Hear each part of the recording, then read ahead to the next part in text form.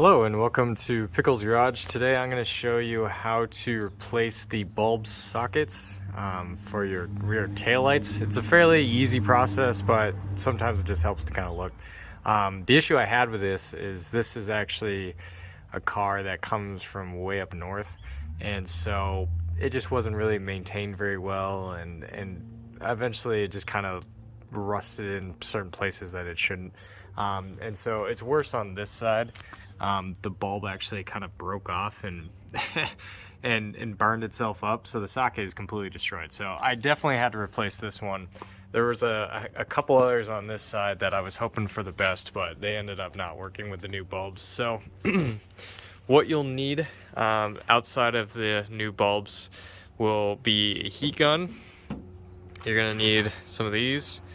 I'll show you what for, and then you're gonna need the actual sockets themselves.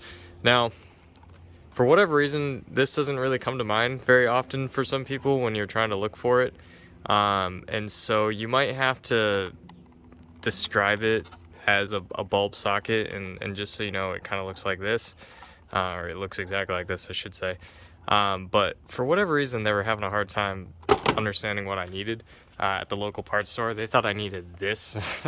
And no matter how many times I explained, like, no, that's not what I'm looking for, I'm looking for the actual socket that connects to this, they were just like, oh yeah, no, this is it, this is everything. So I don't know, that might have just been a weird guy, but I found this at Rock Auto, which I've never used them before, but I was very satisfied. Everything was really cheap, showed up really fast, it was exactly what I was looking for. I broke it down really easily, so very satisfied with that thus far. So I have issues with my reverse lights, so I have two of these, and then I have one taillight that's also messed up. So I'm going to be doing a taillight and two reverse lights today. So you'll need those parts again, Rock Auto. You'll need the connectors, heat gun to shrink this wrap here, and of course you'll need your handy dandy wire stripper, and then you'll be good to go. So on these specifically, it's really easy to take this off, so I'm going to start diving into it. Yours you might have to look up specifically, but almost all of them will kind of have a very similar takedown process that this does. So I'll show you, I guess, the most complicated side, and then the other side I'll just kind of explain it, and then I'll do that real quick. So mine came with the Bose sound system, which has it kind of stored back here. So I already had this sort of apart, but even if you didn't have it apart, all you'd have to do is push this forward, and then you'll see right here these plastic things. All cars that I've ever owned basically look exactly like that. So at least kind of modern day stuff. But even if I didn't have this already off, if you just reach underneath here, you can reach up and you'll eventually feel it. There's just two. This side, there's one as well, right under there, but then there's another one that's actually under this. So they made it very simple. Technically you can use a screwdriver, but I mean, if you even have somewhat of a nail, you can just turn it in place, kind of like that, right? And then now it'll just pop up. So they just have to be kind of lined up. Of course, it's a little difficult one-handed, but I'll just pop this off real quick. Just kind of showed you how to do it. And then you're gonna unscrew these, just like this.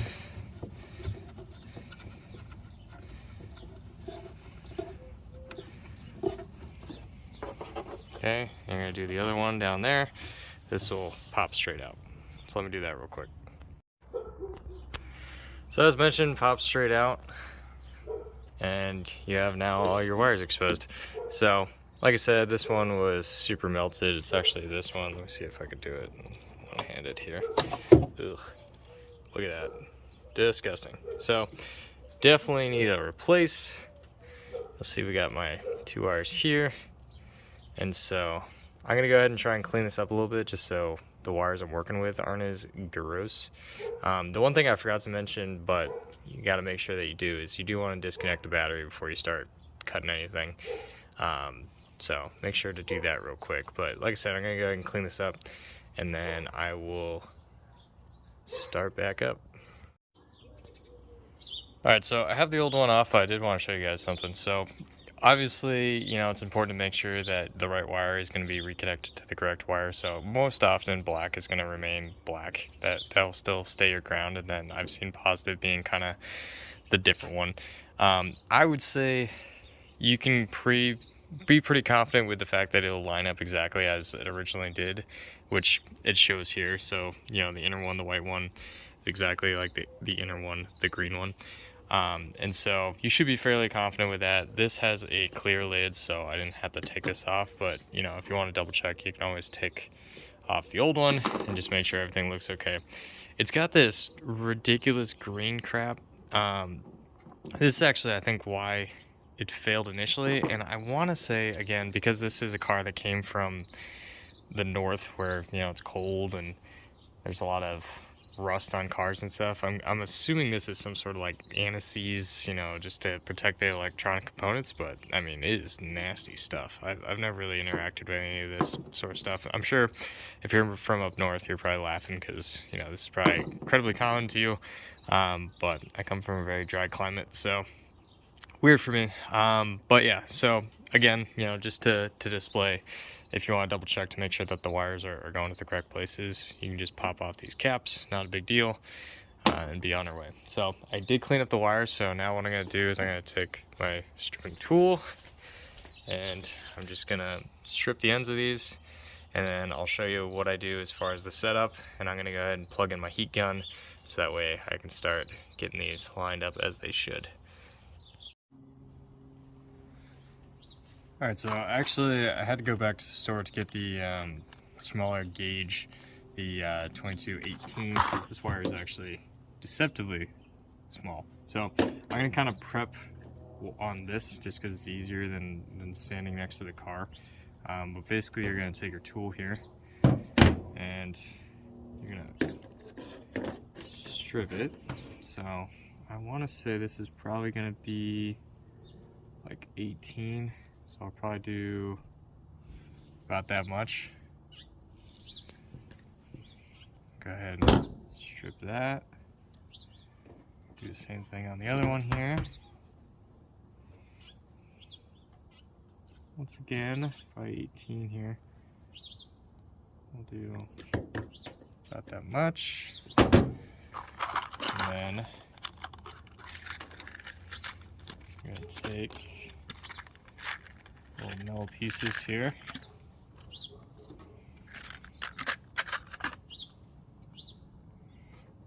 You're just gonna push it through about like that. And you have your crimp tool back here. You actually just line it up to the lines, so super easy. You're just gonna go ahead and crimp it. It's kind of like a pre-crimp. There's not a lot of room, so it's not going to cramp a whole lot, but you'll have a nice little notch in it right there. And then you just have to make sure that you line your sleeve up, and this is what heat shrinks. So once we put the other end in, we'll go ahead and be able to move this and then shrink it. So, but that is your first piece. So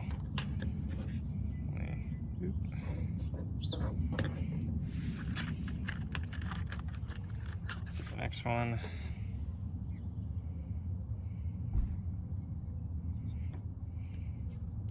Put that in there.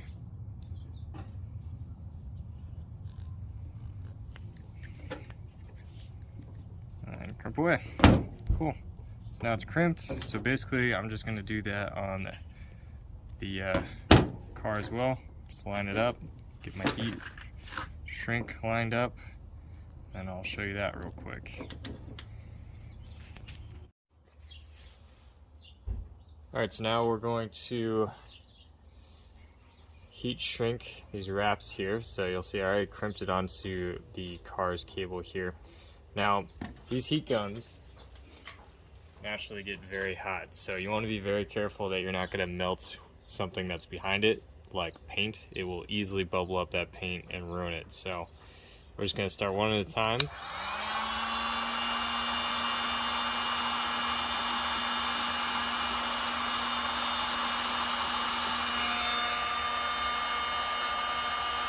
So just keep an eye on it, make sure it's not melting what you don't want.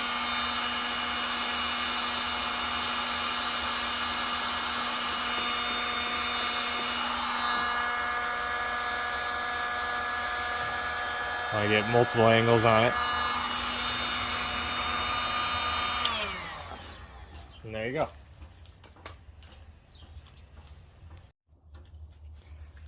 Alright, so now we go with our recommended bulb here. So it is important not to actually touch the bulb itself with your bare hands. The oils on your skin will just make them not last as long. So if you don't have rubber gloves, which I would recommend because it's easier, you can also use like a sandwich bag or something. Just as long as it's not your direct skin, you should be okay. So go ahead, set that one aside and flip this around. And then you just have to line up the channels here and twist and lock. And you put it in, twist and lock, and then you're good to go. But that's the main process here. You can do that with really any electrical, but like I said, sometimes it's just easier when you get to see someone else do it. But yeah, thank you for watching.